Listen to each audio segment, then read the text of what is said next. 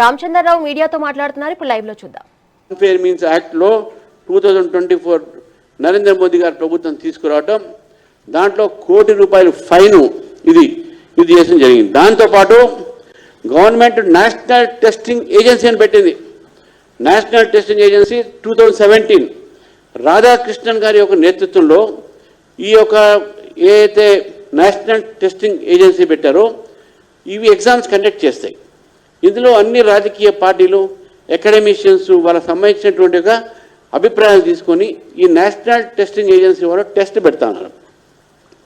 Test పెడుతున్నటువంటి యొక్క నేపథ్యంలో నీటిలో కొంత ఏదైతే లీకేజ్ అయ్యిందో ఈ లీకేజ్ సంబంధించిన దాంట్లో ఎగ్జామినేషన్ బయటకు పెట్టిందే ఈరోజు ప్రభుత్వం, దాన్ని బయటకు తీసుకువచ్చిందే ప్రభుత్వం. అందులో కూడా కాంగ్రెస్ లీడర్లు ఉన్నారు. పూనాకు మహారాష్ట్రకు సంబంధించినటువంటి ఒక కుల్కర్ణి అయితే ఏంది, అక్కడ ఉన్నటువంటి ఒక వ్యక్తులు ఎవరైతే లీక్ చేశారో పేపర్ సెట్ చేసిన వాళ్ళు లీక్ చేశారో వాళ్ళు కాంగ్రెస్ పార్టీకి సంబంధించి ఉన్న వాళ్ళు చేసినటువంటి లీక్. నేను నిజంగా కూడా నీట్ లీక్ అయింది, దాని మీద మాట్లాడాలి అంటే రాహుల్ గాంధీ గారు పార్లమెంట్లో మాట్లాడవచ్చు.